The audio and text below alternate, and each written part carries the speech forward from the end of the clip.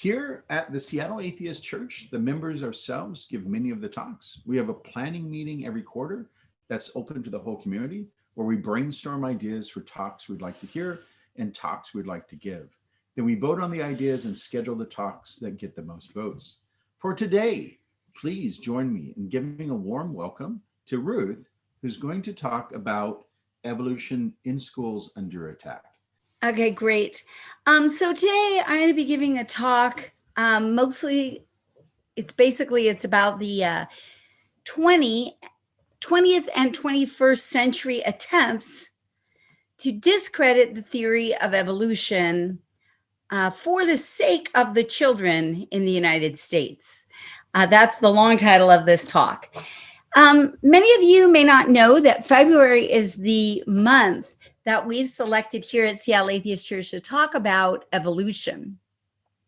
And for the last 2 years, we had really excellent talks on the evolution of man. And I encourage you, when you see that talk in the future and we're meeting in person, don't miss it. It's really good. But I'm going to be talking about something a little different today. So I want to give you just a few pieces of background, one of which you've heard me say a million times. I, as a child, was completely deprived of an adequate science education, even though I went through the public school system. I also was working in a school once where it was a kindergarten, and the teacher took the students to a natural history museum, where she then pointed to the dinosaur bones and said, "Satan has created these to trick your mind." That was a public school teacher telling that to kiddos. And also, I worked in a Catholic school for a very short time. And Catholics actually do believe in the theory of evolution. They simply believe that God is the creator and that evolution follows the natural laws that God has ordained. You can definitely be a believer in God and be a believer in the theory of evolution. That's the official position of the Catholic Church. But at this school, there were some young earth creationist children, and the principal actually instructed me that whenever anything on the subject of evolution came up, that I should hasten to add that the biblical version of the creation story is, on equal footing with the theory of evolution, that being a theory after all. And so such is the weight that we afford religion in this country. And it's, I know that a lot of secular people may not understand that the right to learn about evolution is actually under attack. So I have been making up for lost time, trying to learn as much as I can about science, science of the cosmos, science of evolution, and so on. And I love the show Cosmos. Now, you should know that the show only mentions the word evolution one time, and several times when this was shown in Louisiana, in Oklahoma, when Neil deGrasse Tyson mentions the word evolution, it was bleeped out, and the show cut away to, a PSA. So they claim, the news stations claim that this was an accident. We don't know. We can't say for sure. All right. So the biggest way that we prevent children from knowing about evolution is simply by not teaching it to them. And so I'm going to start kind of with some history of legal cases. In 1925 in Tennessee, there was something called the BUTLER Act, which made it illegal to teach any account of evolution other than the one that's found in the Bible. And Tennessee was not alone in having this law. Other states had similar laws. So if you're wondering what those pictures are, they're just things that you might, images you might see if you did have access to getting some information about evolution. And the one in the middle in particular was like, news to me up until a few years ago. So I'm sorry, there's a difference between like ignorance and just simply not knowing. And the problem is, how can someone know if they're never taught? So the BUTLER Act was in Tennessee, and it made it illegal to teach any version of, the creation story and the evolution of man, other than that which is given in the Bible. Okay, so and other states had that. Arkansas had one, other states had it. But the reason I chose the one for Tennessee is because it's the one that was challenged by John Scopes. John Scopes was a biology teacher, and he did teach evolution, or so the story goes. And then he was, jailed. And he also lost his job and wasn't allowed to teach even after this legal case. So a movie was made about this whole thing. The movie is wonderful because it really is like a play that uses the script from the transcript from the case. Okay. And I'm going to show you pictures of these teachers because I consider them kind of heroes that we should know about. So anyway, John Scopes wrote a book. And I found it interesting that someone said on Amazon that Scopes did not really recall teaching evolution. So he didn't actually even have to teach it to get in trouble. But what he did do is say that children had a right to learn it. And he had a sister, I forget her name, something like Laval. And she also was asked by the school board, did she believe that children had a right to learn about evolution? And she lost her job as well. All right. In 1968, there was a lady named Sue Epperson. You can see her picture there. And she was a biology teacher who dared to teach evolution. And the whole case went, to court. And she won the right to teach, but this was just at the state level. All right. 1973, another law case. This is the Wright family. They sued the Houston Independent School District because they were not teaching creationism, citing the fact that this opened up the theory of creationism, or not the theory of creation, they wouldn't call it theory probably, but anyway, that it opened up creationism to ridicule. And I have a picture of Ricky Gervais there because, I would love to have seen a Ricky Gervais sketch in response to that. Yeah, he wasn't born there. Ricky didn't ever get to do a bit about the fact that this would open up creationism to ridicule. But I'm just saying, yeah, duh. Anyway, go on. All right. So in 1981, Kelly Segrave was a father who sued California over the teaching of evolution. And a fun fact about Kelly Segrave is he also is the founder of the Museum of Creation and Earth History there in San Diego. That picture of Adam and Eve is from a different creation museum, but I wanted to share it with you. Fun fact, there are 13 creation history museums in the United States, where you can go and you can see the biblical account of creation. Okay, 1982, McLean versus Arkansas. So remember I told you Arkansas had their own version of BUTLER Act where you weren't allowed to teach anything but the biblical account. Then they amended that and made it so that you could teach evolution, but you had to also teach creation science. So as long as you gave a balanced account, a teacher could talk about evolution as long as you also talked about creation science. And there was a teacher named McLean who sued the school district saying that this violated his, rights.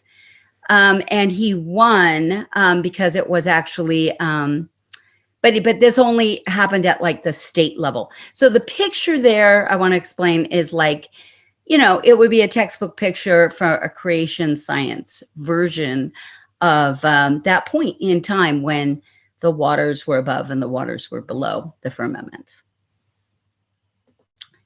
All right, 1987, this man is Don Aguillard. We should think of him as a hero. He was a teacher in Louisiana. Edwards was the governor of Louisiana, and he was a biology teacher who taught evolution. And this case went all the way to the Supreme Court, and it set some important legal precedent that a teacher couldn't be forced to teach creationism.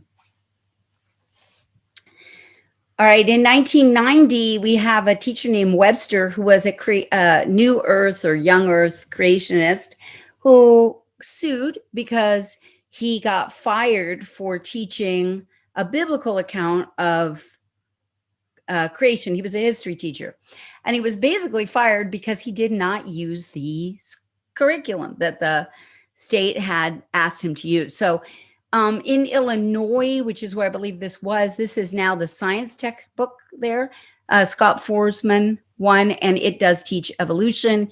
And yeah, the court upheld that they could fire him because he didn't teach the curriculum that was in the textbook.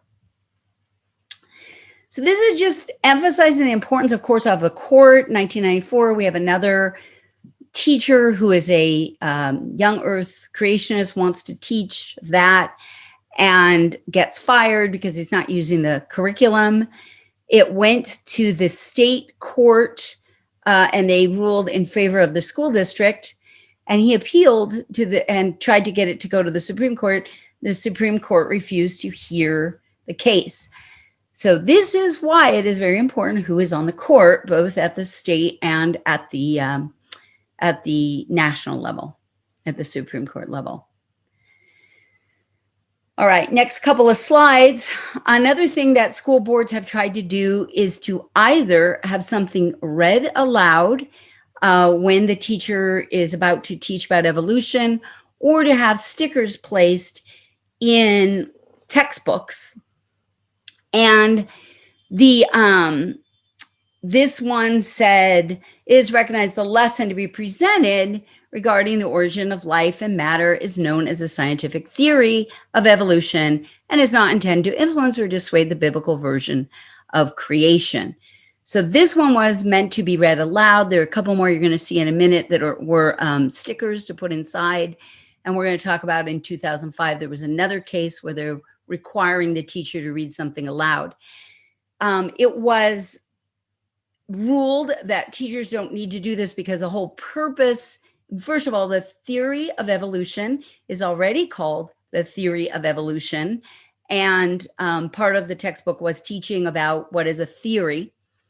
So it was argued that the purpose of really saying that this is a scientific theory was to cast doubt on, to cause someone to kind of feel like it was on equal footing with the creationist version or whatever. So it was said that they didn't have to put this in the textbooks or read it out loud. In this case, it was a teacher reading it out loud. The next two are pictures of stickers that were placed in textbooks. And same thing, that it was found basically that the purpose, there was no secular purpose of putting this in. This was too religiously motivated. And I'll just pause for a moment so you can kind of see. One of these is from Alabama. The other one I think was from Georgia.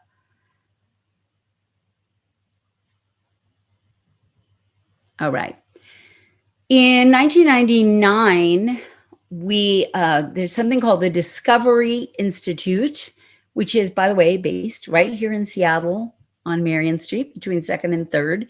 That's why I put a picture of their building out there. They're here in Seattle. They realize that anything where they explicitly are talking about creationism, in this culture now, we've started to kind of, that's a flag that it's religiously motivated. So what they decide is instead they develop something called intelligent design, where they want to highlight all of the flaws or gaps in the theory of evolution. And they too have something that they expect teachers, they are involved. And there are a lot of groups like this on both sides, think tanks that are conservative think tanks, ones that are, more scientifically minded ones, fighting over what's going to be included in Americans' textbooks, and like economically supporting the legal cases and all of that. So it's called the American Center for Transforming Education. They make no bones that they're trying to get intelligent design taught in schools. And they have something called Teach the Controversy campaign. So the first time that this really goes to a legal case is in 2005.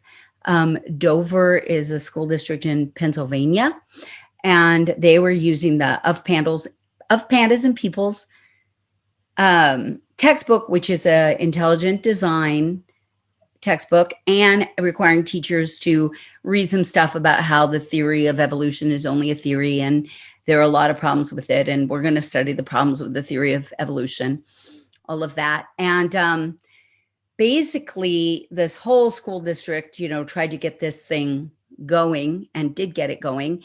And then there was a lawsuit about it. And also that, Darwin's theory specifically has some flaws in it. And part of this whole thing was that they were not allowed to read from the origins of man. So this is a legal case. It takes place in Pennsylvania. But what ends up happening is it never got heard at the Supreme Court level. So the jury is still out there about, like school boards adopting intelligent design curriculum. So it's called Teach the Controversy. And I'm saying, please don't teach the controversy, because if you're an atheist, if you're a thinking person, often what we do is we hear that it sounds very reasonable. This idea of like, we'll teach both sides of the thing. So, and it is true that the theory of evolution is only a theory. There are some gaps in our understanding and all of that. But this was a little quote so that you understand that the goals of the movement are stated that they want to defeat scientific materialism and replace it with a theistic understanding that nature and human beings are created by God. So the theory of evolution, you don't have to be an atheist. There are Christians who believe in evolution. As I mentioned, it's the official position of the Catholic Church. But you should be wary of those who want to teach intelligent design, because it is really a way to kind of sneak in the idea of a creator God. And that concludes my talk. I have some ideas for discussion prompts. One of them is, how do you feel about the science education that you received? Did you learn enough about the origin of the cosmos, about evolution, and whatever to feel that you understand these things? Question, I can't figure out, why is the Discovery Institute in Seattle of all places? Just a question, if anybody could enlighten me on that. And also, have I changed your mind about the idea that children need to be taught intelligent design? Because that's something that really concerns me. I'm a kind of person, I could easily see myself thinking, no harm in kids being exposed to kind of everything. But I wanted to alert you that these people actually have an agenda to sneak in the idea of a creator God. So have I changed your mind? All right, let's go to discussion. All right, everyone. Thank you, Ruth. Let's give a round of applause to today's speakers. Please feel free to unmute yourself so they can hear.